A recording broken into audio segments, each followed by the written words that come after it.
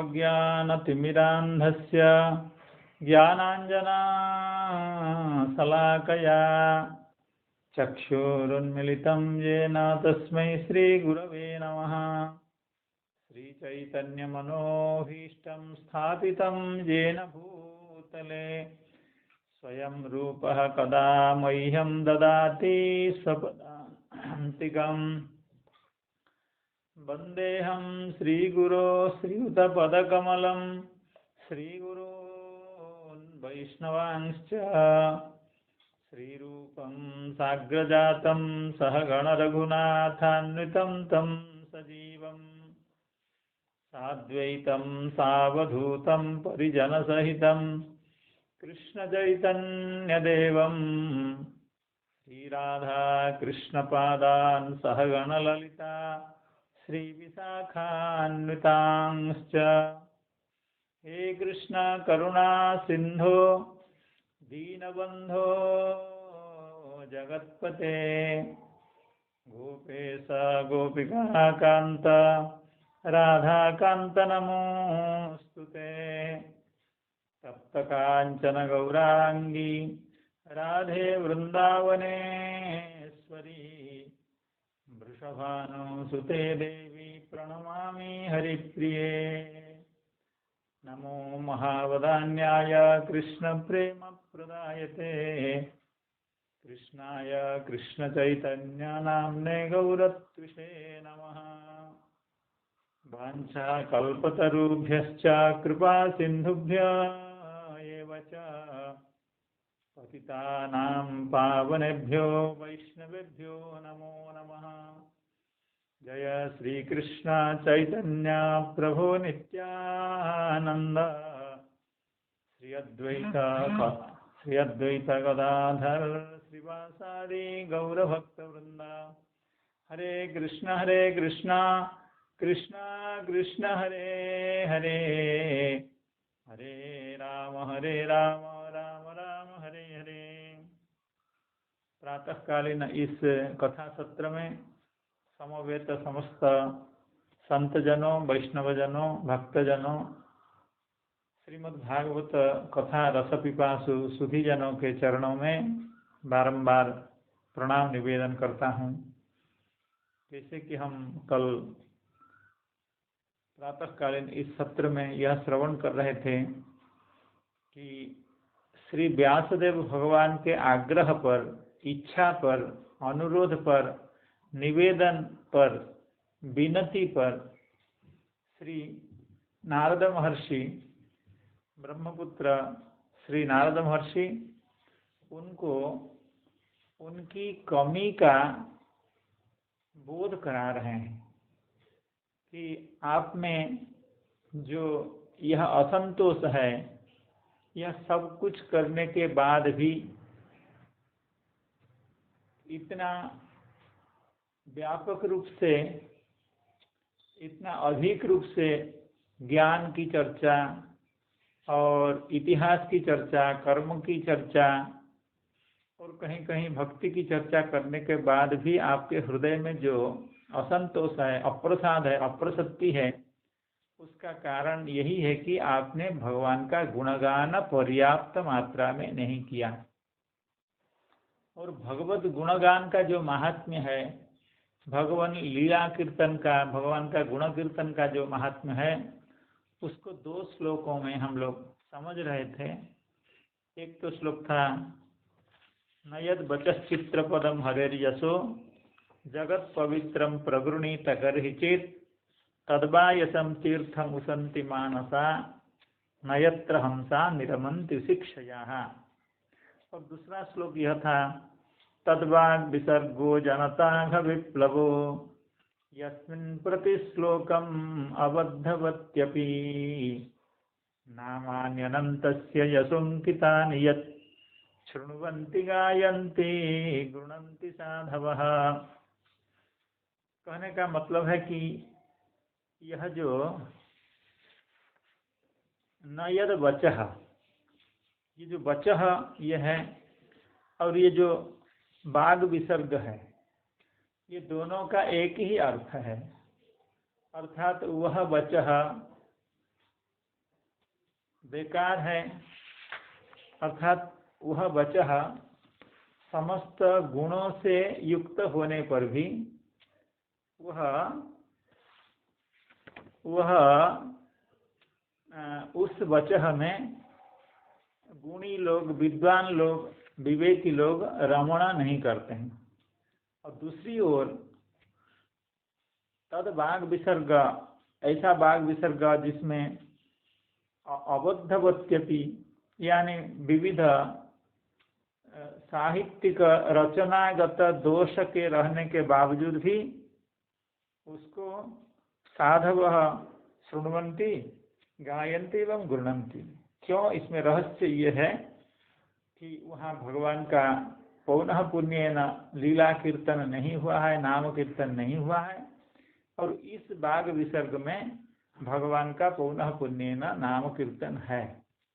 और श्री चक्रवर्ती पाद की व्याख्या के आधार पर जो वचः शब्द है एवं वाग विसर्ग शब्द है, दोनों का एक ही अर्थ है। तो क्या अर्थ है उसको अगर कोई कह पाएंगे तो थोड़ा सा हमको और संतोष होगा। वचः शब्द का क्या अर्थ है और वाग विसर्ग शब्द का क्या अर्थ है? गुरु जी क्या प्रश्न है कि पहले श्लोक में जो व्यतिरेकेण भगवान के गुणगान का महात्म्य का उल्लेख किया गया, वहाँ वचः शब्द है, और इस श्लोक में तद्वाग विसर्ग, ये दोनों का एक ही अर्थ है, वचः और वाग विसर्ग। मेरा प्रश्न है कि इसका अर्थ क्या है? वचः क्या अर्थ है, वाग विसर्ग शब्द का क्या अर्थ है चक्रवर्ती पाद की व्याख्या के आधार पर? वचः माने तो वाणी होता है।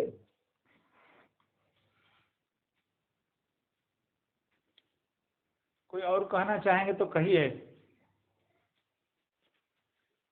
क्योंकि इसको चक्रवर्ती पाद ने इसको बहुत अच्छी तरह से व्याख्या की थी। क्योंकि वचः कहने से एक सेंटेंस भी वचः हो सकता है, मैं कुछ इंगित भी दे रहा हूँ, तो वचः कहने से एक शब्द भी वचः हो सकता है, एक सेंटेंस भी वचः हो सकता है, एक श्लोक भी वचः हो सकता है, और संपूर्ण शास्त्र भी वचः हो सकता है।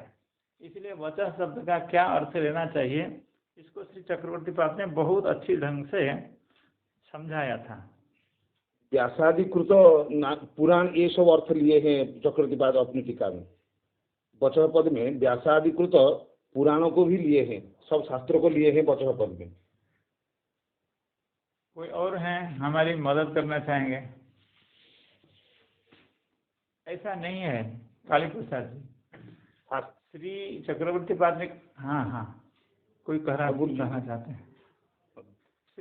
श्री चक्रवर्ती पाद कहना चाहते हैं, अगर वचः शब्द से हम एक श्लोक लेंगे तो एक श्लोक तो श्रीमद् भागवत में ऐसे बहुत श्लोक हैं जिसमें भगवान का कहीं नामो निशान नहीं है, नामोल्लेख नहीं है। उसके उदाहरण में हम लोगों ने श्रवण किया था, नाभागो नभगापत्यम यम ततम भ्रातरम कविम यविष्ठम व्यभजनदायम इत्यादि। अर्थात ऐसे श्रीमद् भागवत में बहुत सारे इतिहास हैं तो जिसमें भगवान का गुण कीर्तन नहीं है, भगवान का नामोल्लेख भी नहीं है। तो फिर तो भागवत का वह अंश वह भी बेकार है क्या, वो बायस तीर्थ है क्या, यह प्रश्न आया था। अर्थात इसका मतलब किसी एक श्लोक के या किसी एक वाक्य के हरिनाम विरहित होने से, भगवत लीला कीर्तन विरहित होने से उस वाक्य को हम बायस तीर्थ कहेंगे क्या? यदि कहेंगे तो श्रीमद् भागवत में बहुत सारे बायस तीर्थ हैं। एक समस्या ये हुई। और दूसरी बात है, अगर आप कहेंगे ना हम श्लोक को नहीं लेंगे, हम पूरे संदर्भ को लेंगे, तो पूरा संदर्भ अर्थात पूरा पुराण, पूरा पद्म पुराण है, पूरा मार्कंडेय पुराण है, जो भी है, तो उसमें आप कहेंगे हरि नाम तो वहाँ भी है, 1-2 बार, 10 बार, 50 बार वहाँ भी भगवान की बात कही गई है, तो फिर वो उसको कैसे बायस तीर्थ कहा जाता है? अर्थात बायस तीर्थ का, क्योंकि देखिए व्यासदेव भगवान के जो असंतोष हुआ, क्योंकि उन्होंने पर्याप्त मात्रा में भगवान का गुण कीर्तन नहीं किया। इसका मतलब है श्रीमद् भागवत को छोड़ करके अन्य अन्य पुराण में, महाभारत में भगवान का गुण कीर्तन जितना होना चाहिए, अर्थात आत्म संतोष के लिए, जीव के कल्याण के लिए, उतना नहीं हुआ। अर्थात वे सब भी 22 तीर्थ जैसे हैं। लेकिन अगर आप ये कहें कि वो संपूर्ण ग्रंथ को हम वचः शब्द से लेंगे, क्योंकि एक श्लोक को लेने से 22 तीर्थत्व की अतिव्याप्ति होती है भागवत के कई श्लोक में। अगर संपूर्ण ग्रंथ को 22 तीर्थ लेंगे तो फिर अन्य ग्रंथ में 22 तीर्थत्व नहीं आता है, अर्थात उसको हम 22 तीर्थ नहीं कह सकते हैं, क्योंकि महाभारत को हम 22 तीर्थ नहीं कह सकते हैं, क्योंकि वहाँ तो भगवान कृष्ण का बहुत सारा गुण कीर्तन है। तो फिर महाभारत में और श्रीमद् भागवत ग्रंथ में पार्थक्य क्या है? क्योंकि भगवान श्री कृष्ण की कम बातें महाभारत में नहीं कही गई होंगी। भगवान की तो बहुत लीला है, पांडवों के साथ और सब बहुत लीला है। तो फिर वो कैसे 22 तीर्थ हो गया? श्रीमद् भागवत क्यों 22 तीर्थ नहीं हुए, पवित्र तीर्थ हुए, मानस सरोवर क्यों हुए? तो उस प्रसंग में श्री चक्रवर्तीपाद ने एक समाधान दिया था। चक्रवर्तीपाद का समाधान यह था कि हम वचः शब्द से या बाग विसर्ग शब्द से हम एक प्रसंग को लेंगे। प्रसंग का मतलब एक आख्यान को, एक उपाख्यान को। जैसे अब ये जो नाभागो नभगापत्यम, ये हमारे श्री अम्बरीश महाराज जी के चरित्र में आता है। तो वो जो चरित्र, वो पूरा जो उपाख्यान, वो जो आख्यान, वो भगवत लीला विरहित नहीं है, भगवान नाम विरहित नहीं। इसी तरह से श्रीमद् भागवत में जितने भी उपाख्यान हैं, छोटा उपाख्यान हो, बड़ा उपाख्यान हो, लंबा उपाख्यान हो, चौड़ा उपाख्यान हो, जैसे भी हो, हर उपाख्यान में भगवान का नाम, भगवान की लीला अवश्य है। लेकिन महाभारत आदि ग्रंथ के साथ ऐसी बात नहीं है। महाभारत हो या अन्य श्री व्यासदेव भगवान के द्वारा भी रचित जो पुराण हैं, उनमें भी ऐसे बहुत उपाख्यान हैं जिसमें कहीं भगवान का उल्लेख नाम मात्र भी नहीं है, लेस मात्र भी नहीं। तो यहाँ इसलिए श्री चक्रवर्तीपाद कह रहे थे, मैं पढ़ देता हूँ एक बार उसको। अतः वचः शब्देन उत्तरत्र, द्वादशोक्त है, अत्र वचः शब्देन उत्तरत्र बाग विसर्ग पदेन च कथा प्रसंग एव उच्यते।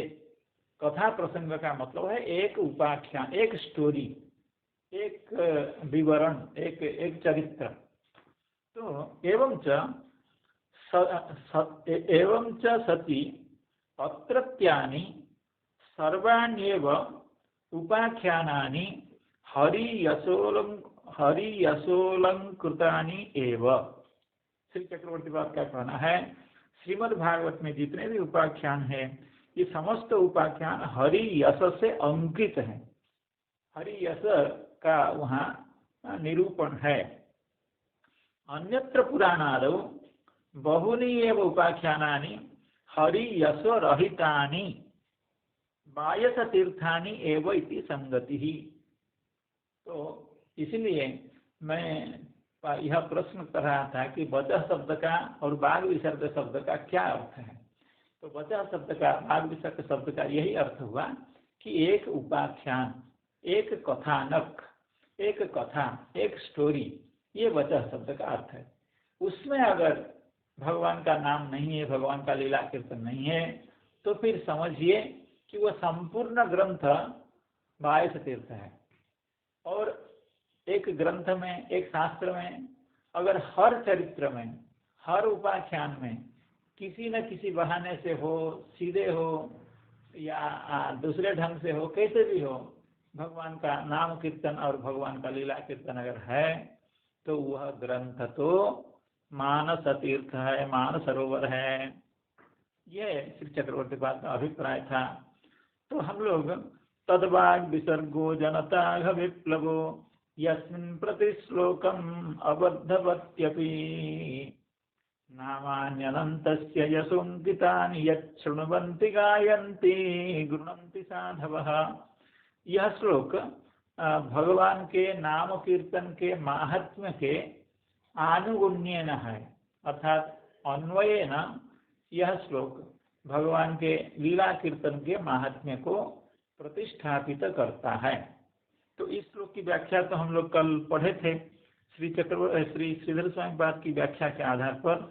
आज श्री चक्रवर्ती पाद की व्याख्या के आधार पर इसका हम लोग अभी अर्थ श्रवण करना चाहेंगे। तो यहाँ जो अबद्धवत्यपि, इस पर थोड़ा सा कई लोगों को, माता जी को, उर्मिला माता जी को थोड़ी सी आपत्ति थी। हमने कह दिया कि यह जो लौकिक अर्थात प्रादेशिक भाषा में, जैसे अवध भाषा में, ब्रज भाषा में या और कोई भाषा में, मगही भाषा में जितने ग्रंथ सब रचित हैं, उनकी व्याकरणगत शुद्धता इतनी नहीं है। इतनी नहीं है का मतलब, जैसे संस्कृत रचनाओं को, श्रीमद् भागवत ग्रंथ को, श्रीमद् वाल्मीकि रामायण को या अन्य अन्य पुराणों को, उसको हर जगह पर हम लोग जैसे अभी अध्ययन कर रहे हैं, सब व्याकरण के साथ जोड़ करके देखते हैं। अर्थात कहने का अभिप्राय यह है कि संस्कृत भाषा जैसे एक व्यवस्थित भाषा है, देव भाषा है, और अनादिकाल से इस भाषा का जो प्रचलन है वो भाषा संस्कृत हो गया है। संस्कृत का मतलब यह है, जैसे कोई मार्ग है तो कोई पगडंडी होती है। पगडंडी में क्या है, बार बार जो खेत के बीच में जो रास्ता होता है पगडंडी, तो उसमें लोगों के बार बार आने जाने के कारण वह मार्ग जैसे हो जाता है। उसके जो घास हो जाते हैं वो नष्ट हो जाते हैं और रास्ता जैसे बन जाता है। लेकिन ऐसे भी बहुत स्थान हैं जहाँ पर लोग इतना नहीं जाते हैं। इतना नहीं जाने का मतलब है कि एक आध बार कोई जाते हैं, लेकिन एक आध बार उनके आने जाने से वह पगडंडी नहीं बनती है, क्योंकि उसके घास जैसे ही रहते हैं।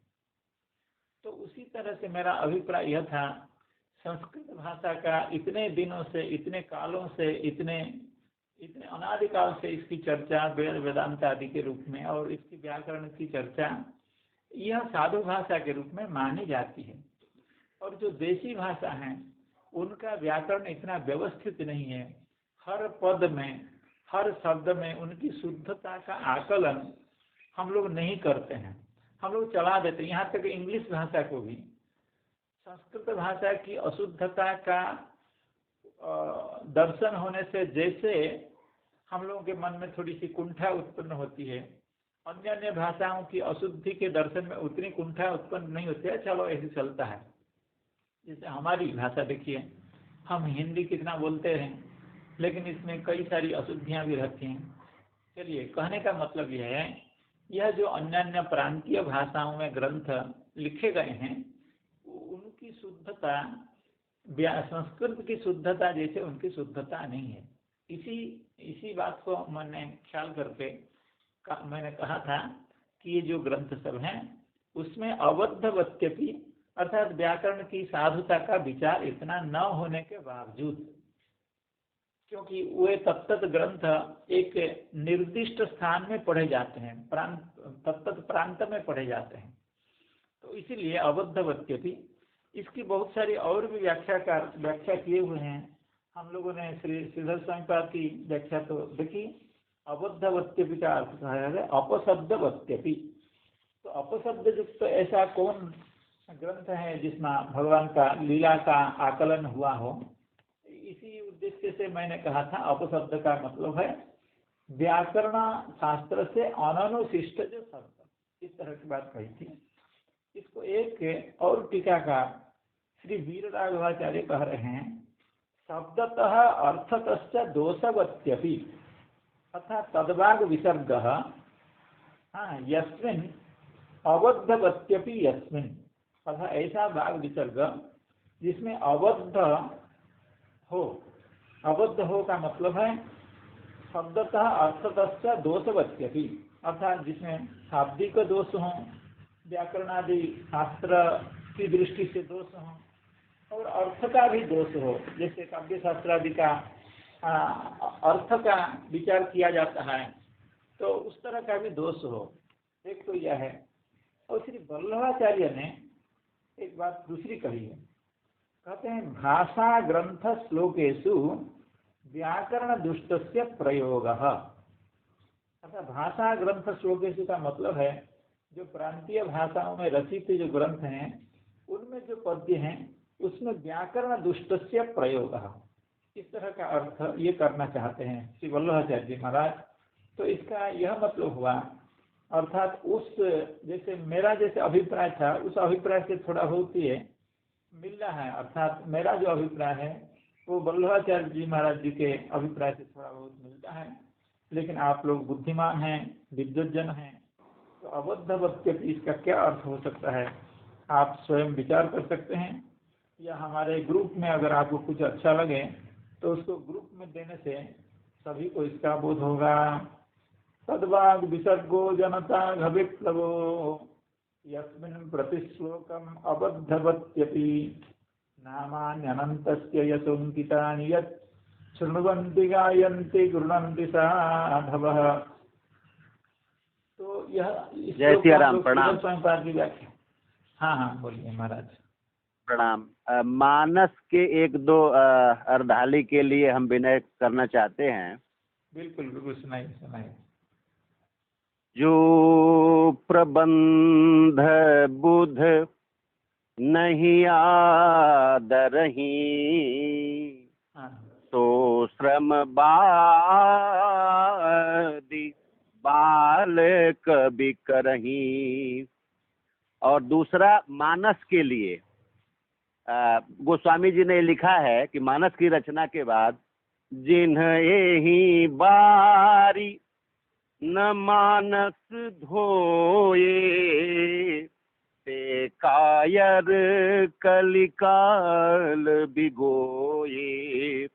सब गुण रहित, एक मिनट बता रहे, सब गुण रहित कुक विकृत बानी, राम नाम जस अंकित जानी।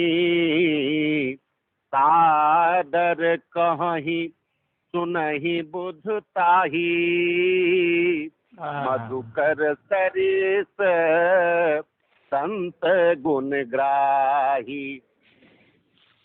जो प्रबंध माने विद्वानों के आदर में न हो, चाहे किसी भी भाषा में हो, तो वो उसके जो कवि हैं वो बाल कवि हैं, माने उनकी महत्ता कविता के करने वालों में गिनती ही नहीं है उनकी। वो मूर्ख टाइप के कवि हैं, ऐसा गोस्वामी जी ने मत दिया है। और जो प्रबंध, जिस प्रबंध में कोई भी गुण न हो कविता का, लेकिन भगवान का नाम का जस अंकित है, तो सादर कहाँ ही सुना ही बुधता ही, बुध उसको कहते भी हैं सुनते भी हैं। कैसे कि मधुकर सरिस संत गुणग्राही, संत तो गुणग्राही होते हैं, मधुकर के जैसे जहाँ भी पुष्प मिलेगा ले ही लेंगे। और मानस के लिए खास करके गोस्वामी जी ने ये कहा है कि जिन ए ही बारी, जो मानस रूपी कथा गंगा है, इसके गंगा में इसके जल से जिन्होंने अपने मानस को नहीं धोया, स्वांत सुखा एक के नाते, ते कायर, वो कायर हैं। कलिकाल भी, कलिकाल ने उन्हें ठग लिया, माने समय ने उनको ठग लिया है। ऐसा मानस का माने प्रभाव है इसकी गंगा में, जिसने अपने मानस को नहीं धोया। रच महेश निज मानस राखा, ताते रामचरित मानस बर। ये नाम इसका रामचरित मानस का, और मानस की रचना और मानस की पवित्रता के लिए सर्वोत्तम माने जल है, गंगा जल के रूप में। ये ऐसी विनय मानस के अर्धालियों से क्षमा चाहेंगे यदि कोई अभिनय हुआ हो तो। बहुत प्रासंगिक बात आपने बताई। और ये श्री गोस्वामी जी की जो बात है ये व्यासदेव की इस बात से मिलती है पूरी। गोस्वामी जी ने बहुत नकल की है, यहाँ से एकदम उतारे हैं। उनको श्रीमद् भागवत ग्रंथ इतने प्रिय थे, आप देखिएगा कई जगह पर इन श्लोकों को उतार करके रख दिया है। तो ये जो कहाँ ही सुना ही ये सब है, शृण्वन्ति गायन्ति गृह्णन्ति चेतसः, यहीं से लिए हुए हैं। लेकिन भगवान की कृपा अतिरेक उनका है कि उनकी रचना को सभी लोग इतना आदर देते हैं, उनको कंठस्थ करते हैं, मुखस्थ करते हैं। तो जैसे भी हो, बहुत सुंदर साहित्य है। भगवान की भगवान का गुण कीर्तन है, भगवान का नाम कीर्तन है, भगवान का यशोगान अत्यधिक मात्रा में है, इसलिए लोग उसका इतना समादर करते हैं। अब श्री चक्रवर्ती पाद की जो व्याख्या है उसके आधार पर हम इस श्लोक का अध्ययन करना चाहेंगे। तद्वाग विसर्गो जनता घविप्लवो यस्मिन् प्रतिश्लोकम अबद्धवत्यपि नामान्यनन्तस्य यशोंकितानि यच्छृण्वन्ति गायन्ति गृणन्ति साधवः। श्री चक्रवर्ती पाद कह रहे हैं, व्यतिरेकेण उक्त्वा अन्वयेन आह, अर्थात तद्वाग न तद्वचः चित्रपदम, इस श्लोक में तो व्यतिरेकेण भगवान के लीला महात्म्य का प्रतिष्ठा की गई, और इस श्लोक में अन्वयेन भगवान के गुण कीर्तन का महात्म्य की व्यवस्था की जा रही है। स चासो बाग विसर्ग इति तद्बाग विसर्ग, स चासो बाग विसर्ग, बाग विसर्ग शब्द का अर्थ है वाचः प्रयोगश्च इति सह। बाग विसर्ग ने वाचः प्रयोग, वाणी का प्रयोग, अर्थात वाणी का विस्तार या वाणी का लेखन या वाणी का वाणी के द्वारा किसी कथा का उपादन। वाचः प्रयोगश्चैति सह जनतायाः जनसमूहस्य अघं विप्लावयति नाशयति इति सह प्रतिश्लोकम अबद्धवत्यपि। यहाँ श्री चक्रवर्ती पाद का कुछ विशेष आग्रह है। वो अबद्धवत्यपि कुछ खुद कुछ अर्थ करना चाहते हैं। प्रतिश्लोकम अबद्धवत्यपि का मतलब है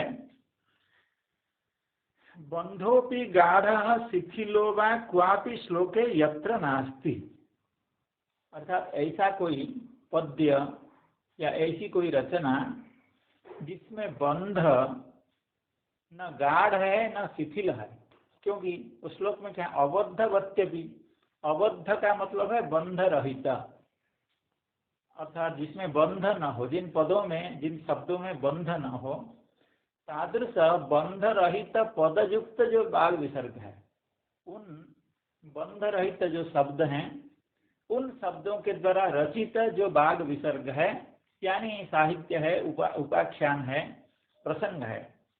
तो बंध का श्री चक्रवर्ती पाद कह रहे हैं, बंध शब्द का अर्थ है हाँ, जिसमें जिन पदों में बंध न तो गाढ़ होता है न शिथिल होता है।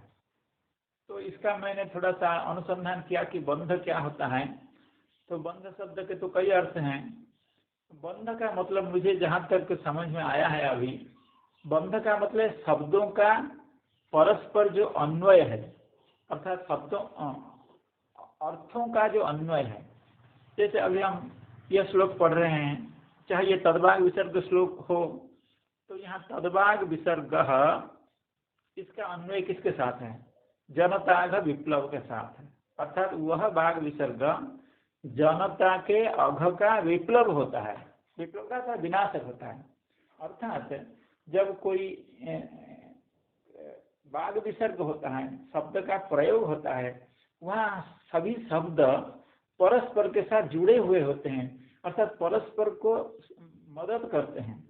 एक विशिष्ट अर्थ को प्रकाशित करने के लिए प्रत्येक शब्द दूसरे शब्द के साथ मिल करके आपसी समझौते के कारण, आपसी संबंध के कारण वो एक विशिष्ट अर्थ को प्रकाश कर पाते हैं। यह स्वभाव है शब्द का, शब्द प्रयोग का यह स्वभाव है, साहित्य का यह स्वभाव है कि वाक्यों में हो या श्लोकों में हो तो ये शब्द आपस में परस्पर में बंधन युक्त होते हैं। लेकिन चक्रवर्ती पाद का कहना है ऐसा श्लोक जहाँ पदों का कोई संबंध ही ना हो, परस्पर संबंध ना हो, अर्थात उसको आकांक्षा कहते हैं। थोड़ा सा और शास्त्रीय भाषा में वो पदों को परस्पर आकांक्षा कहते हैं, अर्थात जिन पदों में आकांक्षा न हो। जैसे जो महाकवि होते हैं या जो प्रसिद्ध साहित्य होते हैं, वहाँ पदों का जो परस्पर बंध है वो गाढ़ रहता है, और थोड़ा जो कमजोर कवि होते हैं उनका परस्पर जो पदार्थ हैं या पद हैं उनका जो संबंध है वो थोड़ा सा शिथिल रहता है। लेकिन ऐसी भी रचना है जहाँ पदों की ना गाढ़ संबंध है न शिथिल संबंध है। शिथिल संबंध ही नहीं हुआ करता है, गाढ़ संबंध की तो बात क्या है। तो ऐसे भी जो पद्य हैं, ऐसे भी जो साहित्य हैं, उसको भी भक्त लोग, उसको भी विवेकी लोग उसका निरंतर गान करते हैं। देखिए इसके उदाहरण के रूप में मैं जो अभी देने जा रहा हूँ वो मैं अपनी बुद्धि से दे रहा हूँ, आप लोग अपनी बुद्धि से उसको बैठा लीजिएगा। जैसे हम लोग हरे कृष्णा कृष्णा कृष्णा हरे हरे, हरे राम राम राम हरे हरे। इसको एक श्लोक कहिए या एक पद्य कहिए, जो भी कहिए। इनमें जो शब्द हैं ये शब्द का परस्पर कोई भी संपर्क नहीं है, अर्थात इसमें न तो गाढ़ बंध का तो कोई सवाल ही नहीं है, यहाँ शिथिल बंध भी नहीं है। क्यों नहीं है? ये मैं अपनी दृष्टि से कह रहा हूँ, किसी को आहत करने के लिए नहीं कर रहा हूँ, केवल बात को समझने की हम लोग कोशिश कर रहे हैं। तो जैसे हरे कृष्ण कृष्ण कृष्ण हरे हरे, तो यहाँ किसी के साथ कोई संबंध नहीं है, किसी भी पद के साथ किसी भी पद का कोई संबंध नहीं। जैसे श्री राम जय जय राम, श्रीमन्नारायण नारायण नारायण, यहाँ भी अर्थात इस तरह के ऐसे भी पद्य होते हैं, ऐसे भी श्लोक होते हैं, ऐसी भी रचना होती है जिसको हम कितना प्रेम से उच्चारण करते हैं और उसके बिना हम समस्त कार्य को अधूरा मानते हैं और उसको सर्वातिशायी महत्व देते हैं। ये जो भगवान के दिव्य नाम होते हैं, इसमें पदों का या पदार्थों का आपस में बंध न गाढ़ होता है न शिथिल होता है, गाढ़ होने की तो कोई बात ही नहीं है। तो श्री चक्रवर्ती का पाद का शायद इधर इशारा है कि ऐसा जो अबद्धवत्यपि बाग विसर्ग, अबद्धवान जो बाग विसर्ग, जिनमें शब्दों का या पदार्थों का या पदों का आपसी कोई आकांक्षा नहीं होती है, कोई संबंध ही नहीं बैठता है, तो ऐसे को भी हम अबद्धवत्यपि अबद्धवान बाग विसर्ग जैसे कह सकते हैं। तो प्रतिश्लोकम अबद्धवत्यपि बंधोपि गाढ़ शिथिलो वा क्वापि श्लोके यत्र नास्ति किंग पुनः अलंकारादि। तो अलंकार होने का वहाँ प्रश्न ही कहाँ होता है, क्योंकि पहले एक पदार्थ उपस्थापित हो। पदार्थ कैसे उपस्थापित होता है? एक अन्वय के माध्यम से। जब पद पदार्थ परस्पर अन्वित होते हैं उससे एक महापदार्थ निकलता है और उस पदार्थ को अलंकृत करने के लिए आपको अलंकार चाहिए, रस चाहिए, ध्वनि चाहिए या कुछ चाहिए, और जितने भी काव्य तत्व हैं वो सब चाहिए। लेकिन आपके पास जब कोई पदार्थ ही नहीं है तो उसमें आप अलंकार कहाँ, अलंकार की योजना कहाँ होगी? तो इसका मतलब है जहाँ बंध नहीं रहता है वहाँ अलंकार आदि का संयोजन करने का कोई प्रश्न ही नहीं उठता है। किंग पुनः अलंकारादि इत्यर्थः अपशब्द वत्यपि इति स्वामी चरणः। श्रीधर स्वामी पाद श्री चक्रवर्ती पाद अपना अभिप्राय देने के बाद श्री स्वामी पाद के बात का भी उल्लेख करके कह रहे हैं। श्रीधर स्वामी पाद तो एक पैर आगे चले गए हैं, एक स्टेप एक पैर आगे निकल गए हैं, क्योंकि आपने अबद्ध शब्द का अर्थ कर दिया अपशब्दवत्यपि। लेकिन हमारे समझ से अबद्धवत्यपि का अर्थ है जिसमें न गाढ़ बंध हो न शिथिल बंध हो, ऐसे जो शब्द जिसमें भगवान के नाम एवं गुणों का अतिशय प्रेम से कीर्तन किया गया है, तो उसको संत जन अपने हृदय की माला के रूप में, हार के रूप में उसका धारण करते हैं। तथा भूतोपि यत्र बाग विसर्गे उपाख्याने नामानि संति।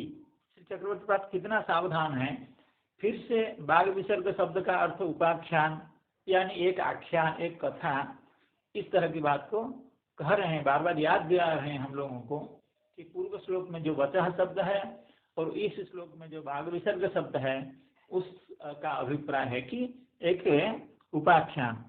तथा भूतेपि यत्र बाग विसर्गे यानी उपाख्याने नामानि संति, अर्थात भगवान के नाम हुआ करते हैं।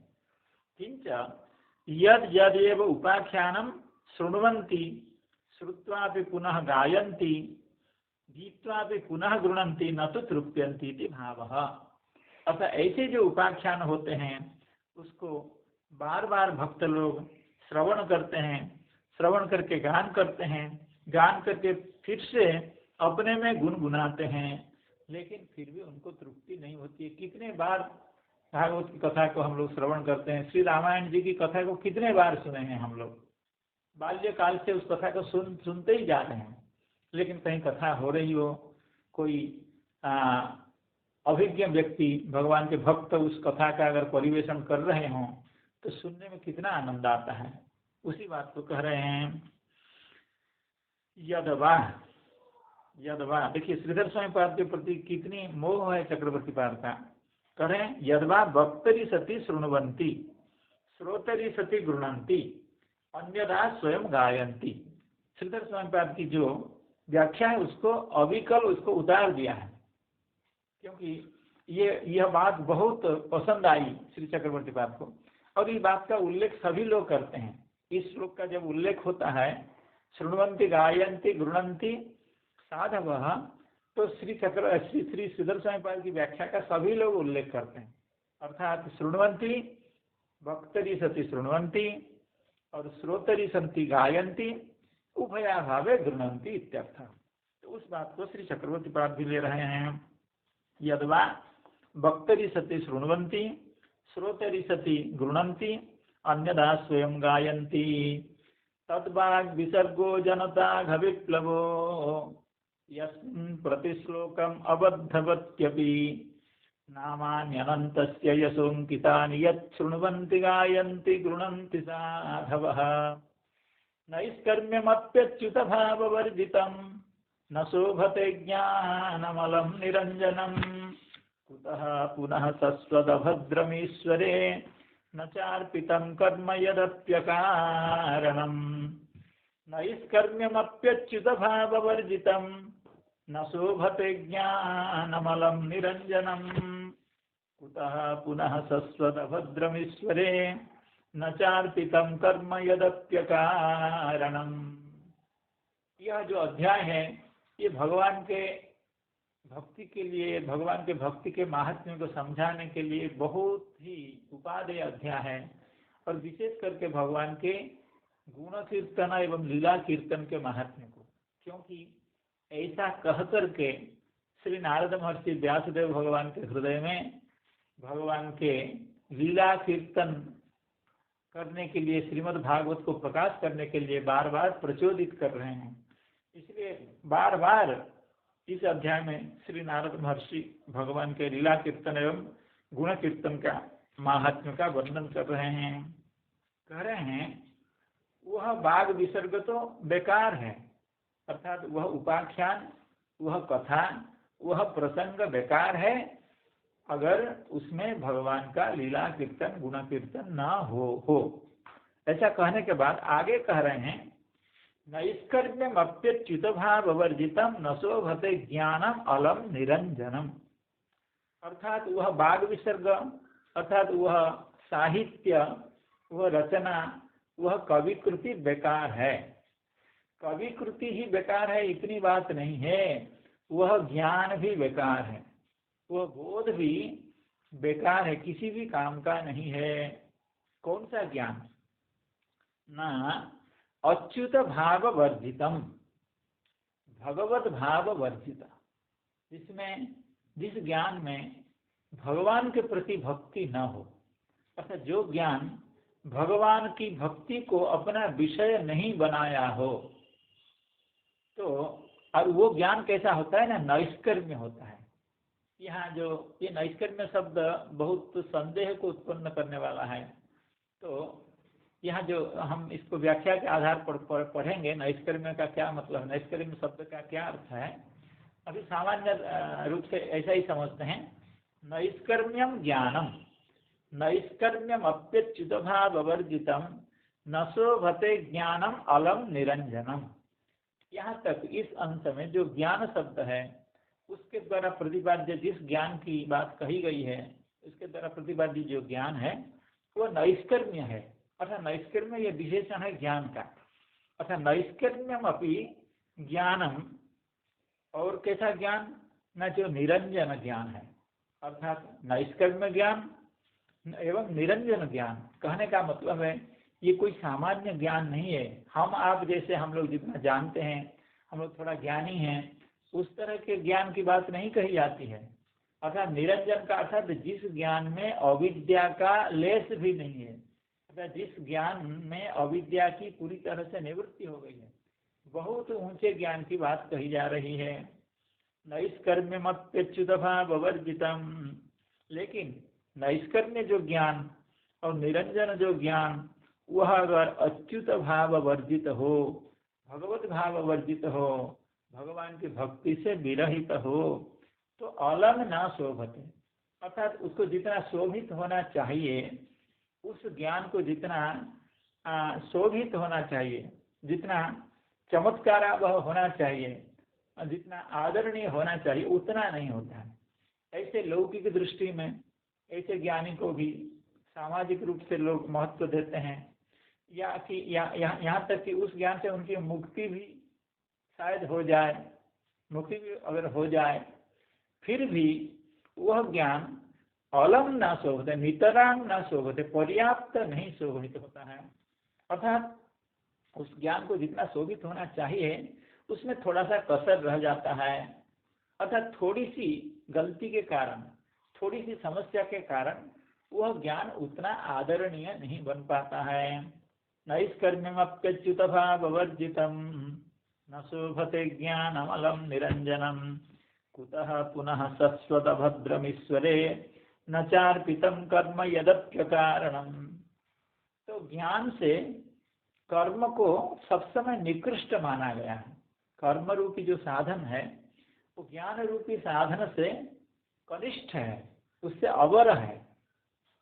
तो जब निरंजन ज्ञान, जब नैष्कर्म्य ज्ञान भी शोभित नहीं होता है, तो फिर कर्म भले कैसे शोभित हो। कुतः पुनः शश्वत अभद्रम, कर्म जो है वो शश्वत अभद्र होता है। यहाँ शायद कर्म का मतलब ये नहीं कि वर्णाश्रम कर्म, ये वैदिक कर्म, याग यज्ञादि कर्म, वेदोक्त कर्म, तो ऐसा कर्म वो शश्वत अभद्र होता है। कर्म हमेशा अभद्र होता है। अभद्र का मतलब अकल्याणकर होता है। क्यों? हम कर्म करके स्वर्ग में जाना चाहते हैं, तो स्वर्ग में जाने से लाभ क्या है? जो समस्या यहाँ है, जो राग द्वेष ईर्ष्या असूयादि लेकर के हम यहाँ संसार में घर कर रहे हैं, घर बसाए हुए हैं, वही तो स्वर्ग में भी है। क्योंकि देवता को बात बात पर ईर्ष्या आ जाती है, जलन आ जाता है। इंद्र को तो सबसे ज्यादा जलन आ जाता है। कोई अगर धरती पर तपस्या करता है तो इंद्र सबसे पहले नाराज वही होते हैं। तो फिर कहने का मतलब है जो कर्म होता है वो शश्वत अभद्र होता है। शश्वत अभद्र का मतलब जिस समय कर्म का अनुष्ठान किया जाएगा उस समय में भी क्लेश है, क्योंकि कर्मानुष्ठान में काय क्लेश तो होता ही है और उसका फल भी क्लेशदायी है। क्योंकि अगर हम सत्कर्म भी करेंगे तो सत्कर्म का फल कभी ना कभी नष्ट तो होना ही है, समाप्त तो होना है। तो कर्म समाप्त होने के बाद फिर इस संसार में अपना बंधन में आना पड़ेगा, धरती में आना पड़ेगा। उस समय ही बंधन है। जब स्वर्ग में देवता आदि कर्म फल का सुख का भोग कर रहे हैं, स्वर्गीय सुख का भोग कर रहे हैं, उस समय भी वे बंधन में ही हैं। और वहां से अगर वो पुण्य कर्म समाप्त हो गया, फिर धरती में आना पड़ा या और कहीं जाना पड़ा, तो फिर वही दुर्दशा, जो दुर्दशा पहले थी वही दुर्दशा अभी है। इसीलिए श्री नारद महर्षि कह रहे हैं कुतः पुनः शश्वत अभद्रम कर्म। इस अंश में कर्म शब्द भी है, अर्थात शश्वत हमेशा यंत्रणा देने वाला जो कर्म है, इसीलिए वो शश्वत अभद्रम है। वह अगर भगवत अर्पित नहीं हुआ तो वह कर्म कैसे भला शोभित हो सकता है। अर्थात जब इतना बढ़िया ज्ञान, अंजन रहित ज्ञान, अविद्या रहित ज्ञान जब शोभित नहीं हो सकता है, भगवत अर्पित न होने के कारण, अर्थात अर्थात भगवत भाव वर्जित ज्ञान अगर शोभित नहीं होता है, ऐसा निरंजन ज्ञान, अविद्या रहित ज्ञान, तो फिर शाश्वत अभद्र अनुष्ठान काल में और उसके भोग के काल में जो ज्ञान जो कर्म अकल्याणकर होता है वो कैसे शोभित हो। अगर ईश्वरार्पित कर्म नहीं है तो शोभित नहीं होता है। और एक दूसरे कर्म की भी बात कर रही है, यद्यपि अकारणम। कुछ लोग कहते हैं हम निष्काम करेंगे। यहाँ पर दो कर्म की बात है। वहाँ पर एक ज्ञान की बात है, जो ज्ञान नैष्कर्म्य है और जो ज्ञान निरंजन है। और यहाँ कर्म, जो कर्म सकाम कर्म है और यद्यपि अकारणम, अर्थात जो निष्काम कर्म है। कुछ लोग कहते हैं हम निष्काम कर्म करने से हमारा बहुत अच्छा होगा। ठीक है, अच्छा होगा, कर्म बंधन नहीं आएगा, लेकिन निष्काम कर्म भी जब तक भगवत अर्पित न हो। देखिए, कुछ लोग कहते हैं ठीक है हम मांसाहार, मांस आहार ये सब नहीं करते हैं, आमिष आदि आहार नहीं करते हैं। आमिष आदि का आहार आप नहीं करते हैं तो बहुत अच्छी बात है, लेकिन उस अन्न को आप भगवान को अर्पित करते हैं कि नहीं। आप चाहे निरामिष भले हों, आमिष आदि आहार भले न करते हों, लेकिन वह अन्न अगर भगवान को अर्पित नहीं है तो अन्न का दोष रह ही जाता है उसमें। चाहे आप प्याज लहसुन भले न खाएं, मांस मांस भले न खाएं। अर्थात कहने का मतलब है, कर्म चाहे निष्काम हो, कर्म चाहे कामना विहीन हो, कामना को की पूर्ति के लिए न हो, लेकिन उसको भगवत अर्पित होना जरूरी है। तो सकाम कर्म जैसे भगवत अर्पित न होने के कारण न शोभते, उसी तरह से निष्काम कर्म भी भगवत अर्पित जब तक नहीं है तब तक उसकी शोभा नहीं है।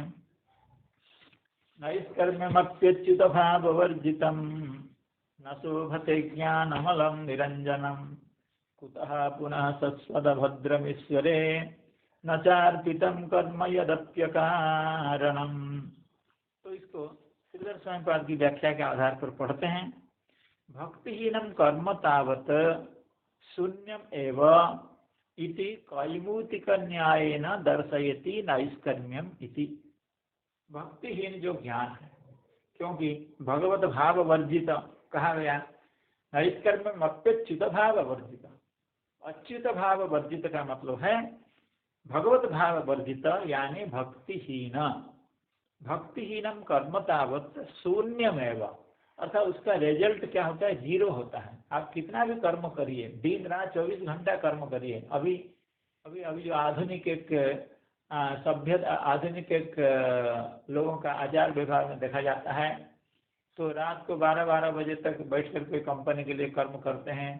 न शरीर का ख्याल है, न अपना स्वास्थ्य का ख्याल है, न आध्यात्मिकता का कोई चिंता है, पैसे की चिंता है, उसी कर्म को किए जाते हैं। तो ऐसा कर्म, भक्तिहीनम कर्म, ये शून्य है, उसका रिजल्ट जीरो है। क्यों? ना तो आप अपना शरीर के लिए कुछ कर रहे हैं, न अपनी बुद्धि को शुद्ध करने के लिए शास्त्राध्ययन कर रहे हैं, न ध्यान योग करने के लिए अपना समय है, और न आध्यात्मिक कल्याण करने का कोई साधन है। तो उसका फल क्या है? पैसा मिलेगा, लेकिन पैसा का भोग भी तो नहीं कर सकते हैं। अगर शरीर का ख्याल ना रखा जाए तो उस पैसे से तो भोग भी नहीं होगा। तो इसका मतलब है कि उसका रिजल्ट जो है वो जीरो है। भक्तिहीनम कर्म तावत शून्यमेव इति कैमूतिक न्यायेन। कैमूतिक न्यायेन शब्द का यह अर्थ हुआ, अगर मेरे पास 10 रुपया नहीं है तो भला 20 रुपया मेरे पास कैसे हो सकता है। अर्थात जिस व्यक्ति के पास 10 रुपया नहीं है, उसके पास 20 रुपया नहीं है, उसके न कहने पर भी पता चल जाता है, क्योंकि ये कैमूतिक न्याय है। अर्थात यदि 10 रूप्यकाणि न सन्ति किमुत 20 रूप्यकाणि, 10 रुपया नहीं तो 20 रुपया कहाँ से आएगा बेचारे के पास। तो उसी तरह से अगर ज्ञान सुशोभित नहीं होता है तो फिर शाश्वत अभद्र जो कर्म है वो भला कैसे शोभित हो, अर्थात ज्ञान की शोभा नहीं होती है ऐसा कहने के कारण कर्म की शोभा नहीं होती है, ये अपने आप बात आ जाती है। इसी को कैमुतिक न्याय कहते हैं। भक्तिहीनम कर्म तावत् शून्यम एव इति कैमुतिक न्याय न दर्शयति नैष्कर्म्यमिति। अब निष्कर्म शब्द का अर्थ है ब्रह्म। श्री श्रीधर स्वयंपाद कह रहे हैं निष्कर्म कौन है ना, ब्रह्म है। तदेकाकारत्वात् निष्कर्मता रूपम, अर्थात यह जो ब्रह्म ज्ञान है अर्थात अविद्या निवृत्त हो गया है जिस ज्ञान से, अर्थात जहाँ पर जीव का ब्रह्म के साथ तादात्म्य का अनुभव होता है, अहम ब्रह्मास्मि इत्यादि ज्ञान, इसी ज्ञान को कहते हैं निष्कर्म। निष्कर्म का मतलब है ब्रह्म, अब ब्रह्म के साथ इस ज्ञान की एकाकारता होने से उस समय ब्रह्म अलग, ब्रह्म ज्ञान अलग, आत्मज्ञान अलग, ऐसा नहीं होता है। अर्थात ब्रह्म के साथ उस ज्ञान की एकाकारता प्राप्त होती है उस स्थिति में। इसलिए निष्कर्म शब्द का अर्थ है ब्रह्म।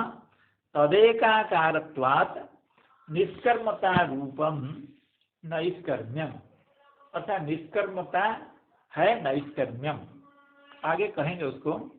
और निरंजन शब्द का क्या अर्थ है न, अज्यते अनेन इति अंजनम उपाधि, अर्थात जिसके कारण जीव इस संसार में लिप्त होता है, लेप चढ़ जाता है। अविद्या का लेप, कुसंस्कारों का लेप या संस्कारों का लेप जिसके कारण चढ़ जाता है जीव के जीव में, वो है अंजना। अज्यते अनेन इति अंजनम उपाधि, यानी अविद्या। तद निवर्तकम निरंजनम, ये सब ज्ञान का विशेषण है। नैष्कर्म में भी ज्ञान का विशेषण है और निरंजन ये भी ज्ञान का विशेषण है। एवं भूतम अभी ज्ञानम अच्युते भावो भक्ति तद वर्जितम चेत, तो ऐसा ज्ञान अगर भक्ति वर्जित है, अच्युत भाव वर्जित है, अलम अत्यर्थम न शोभते, अर्थात ज्यादा प्रकाशित नहीं होता है, ज्यादा शोभायमान नहीं होता है। थोड़ा बहुत शोभा उसकी भले हो, लेकिन जितना शोभित होना चाहिए उतना शोभित नहीं होता है। अर्थात सम्यक अपरोक्षाय न कल्पते। अपरोक्षाय अर्थात अपरोक्षानुभूति। तो जो लोग आत्मा को ब्रह्म से अभिन्न रूप में प्रत्यक्षतः अनुभव करते हैं कि अहम ब्रह्मास्मि, मैं तो ब्रह्म तत्व से अलग नहीं हूँ, यह अपरोक्षानुभूति है। अर्थात ब्रह्म को अपने से अलग मानना या अपने को स्वस्वरूप को ब्रह्म स्वरूप से अभिन्न मानना, साक्षात अनुभव करना, यह अपरोक्षानुभूति है। तो वह ज्ञान इस तरह के अपरोक्षानुभूति में कारण नहीं होता है। अर्थात उस ज्ञान से, नैष्कर्म्य एवं निरंजन ज्ञान से सम्यक अपरोक्षानुभूति नहीं होती। कुछ अपरोक्षानुभूति होती होगी, लेकिन सम्यक अपरोक्षानुभूति अपरोक्षाय न कल्पते इत्यर्थः। तदा सस्वत् साधन काले फल काले च अभद्रम दुख रूपम यत् तदपि कर्म ईश्वरे नार्पितम चेत कुतः शोभते। अगर सस्वत अभद्र ऐसा जो कर्म साधन काल में एवं फल काल में जो कर्म दुखदायी होता है, उस कर्म की शोभा कैसे हो सकती है? क्यों? बहिर्मुखत्वेन सत्व शोधकत्वा भावात्। क्योंकि उस कर्म का अनुष्ठान हम क्यों करते हैं? हम तो करते हैं स्वर्ग आदि की प्राप्ति के लिए, ऐहिक एवं पारलौकिक सुख के लिए। उसको तो चित्त शुद्धि के लिए नहीं कर रहे हैं। कर्म का अनुष्ठान चित्त शुद्धि के लिए होना चाहिए, लेकिन ऐसा ना करके हम यह लौकिक एवं पारलौकिक फल को प्राप्त करने के लिए उस कर्म का अनुष्ठान करते हैं, तो उससे चित्त शुद्धि नहीं होती है। कुतः शोभते? बहिर्मुखत्वेन सत्व शोधकत्व अभावात्। वो कर्म बहिर्मुख हो है, या वो जो व्यक्ति उस कर्म का अनुष्ठान करता है वो भी बहिर्मुख है, क्योंकि वो जगत में अपना सुख का अन्वेषण करता है। वह अपने चित्त की शुद्धि को उद्देश्य बना करके उस कर्म का अनुष्ठान नहीं कर रहा है। नैष्कर्म्यमप्यच्युत भाववर्जितम् न शोभते ज्ञानमलं निरञ्जनम् कुतः पुनः सस्वत भद्रमीश्वरे न चार्पितं कर्म यदप्यकारणम्। श्री चक्रवर्ती पाद भी इसी बात को कह रहे हैं। व्यतिरेकेण उक्त्वा अन्वयेन आह तद्वना, ये दूसरा है श्लोक। न केवलं वचो मात्रमेव भक्तिरहितं व्यर्थम् अपितु श्रौत वचसापि प्रतिपाद्यम अपरोक्षम ज्ञानमपि भक्तिरहितं व्यर्थम। अर्थात इससे पहले बताया गया था वो बाग विसर्ग व्यर्थ है, वह वचः व्यर्थ है। उसी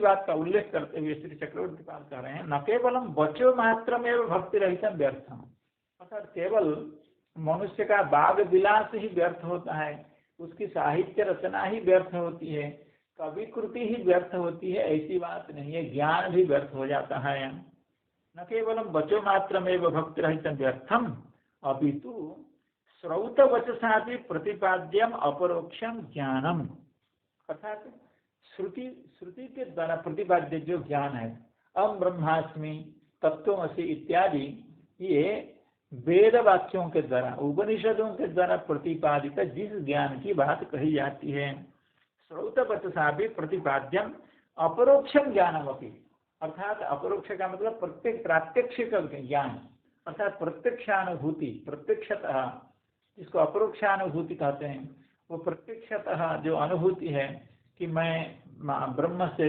अभिन्न तत्व हूँ, इस तरह का ज्ञान भी भक्ति रहितम व्यर्थम किमुत परोक्षम ज्ञानम। तो जब अपरोक्ष ज्ञान ही व्यर्थ है, जो सर्वोत्कृष्ट ज्ञान माना जाता है वह व्यर्थ है, तो फिर परोक्ष ज्ञान, अर्थात परोक्ष ज्ञान का मतलब है जो लोग वेदांत शास्त्र का अध्ययन करते हैं नौकरी के लिए, तो वेदांत में वो अध्यापक होते हैं, वेदांत पढ़ाते हैं, तो उनको ब्रह्म का या स्वस्वरूप का परोक्ष ज्ञान होता है। अर्थात शब्दतः तो जान जाते हैं कि ऐसी भी कोई चीज है ब्रह्म और जिससे हम अभिन्न हैं, इस बात को कहते सुनते हैं और सुनाते हैं और उसका प्रचार भी करते हैं। लेकिन यह परोक्ष ज्ञान है, यह श्रौत वचसा प्रतिपाद्य जो यह परोक्ष ज्ञान है, और अपरोक्ष ज्ञान है कि वो ब्रह्म का अनुभव करता है। ऐसा अपने से ब्रह्म से अपने को अभिन्न मानता, अपना अनुभव ही करता है कि मैं ब्रह्म से अभिन्न हूँ। तो दो तरह से ज्ञान हो गए। श्रौत वचसा प्रतिपाद्य जो अभेद ज्ञान है वो अपरोक्ष ज्ञान है, वह जब शोभित नहीं होता है तो परोक्ष ज्ञान कैसे शोभित होगा। केवल कहने सुनने से जो ज्ञान, जिस ज्ञान का व्यवसाय होता है, जिस ज्ञान को हम किसी से लेते हैं और किसी को देते हैं, उसके बदले में कुछ अर्थ उपार्जन करते हैं, तो वह ज्ञान भला शोभित कैसा हो। किमुत तराम निष्काम कर्म, ज्ञान की स्थिति उन्नत है, उच्च स्थिति है, वो शोभित नहीं होता है तो कर्म कैसे शोभित होगा। और किमुत तमाम सकाम कर्म, और सकाम कर्म भी भले कैसे शोभित हो सकता है। ये सब कैमुत्य न्याय न, अर्थात श्रुति प्रतिपाद्य जो अपरोक्ष ज्ञान वह जब शोभित नहीं होता है तो श्रुति प्रतिपादित परोक्ष ज्ञान भला कैसे शोभित हो। यानी और श्रुति प्रतिपादित जो सकाम निष्काम कर्म वो भी कैसे शोभित हो, और निष्काम कर्म ही जब शोभित नहीं होता है तो सकाम कर्म कैसे शोभित हो। तो ये कैमुत्य की परंपरा, अर्थात जब इतना दिव्य ज्ञान भी शोभित नहीं होता है तो कर्म कैसे शोभित हो सकता है। न केवलम वचो मात्रमेव भक्तिरहितं व्यर्थम अपितु श्रौत वचसा भी प्रतिपाद्यम अपरोक्षम ज्ञानम अपि भक्तिरहितं व्यर्थम किमुत परोक्षम ज्ञानम किमुत तराम निष्काम कर्म किमुत तमाम सकाम कर्म व्यर्थम इति आह नैष्कर्म्यमिति। नैष्कर्म्यमप्यच्युत भाववर्जितं न शोभते ज्ञानमलं निरञ्जनं कुतः पुनः शश्वत भद्रमीश्वरे न चार्पितं कर्म यदप्यकारणम्। हरे कृष्ण कृष्ण कृष्ण हरे हरे, हरे राम राम राम हरे हरे। समस्त संत जनों के चरणों में जय हो बाबा सेनापति महाराज की जय हो। नमस्ते नमस्ते, राधे राधे राधे। जय श्री राम, प्रणाम। सर्वेभ्यो नमो नमः। जय श्री राधे श्याम, राधे श्याम राधे श्याम। पिता गुरु हरि बोल, धन्यवाद, प्रणाम।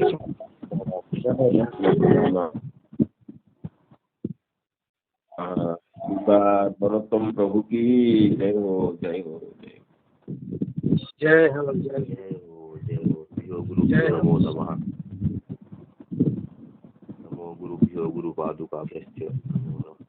जय निताय जय जय जय निताय जय जय।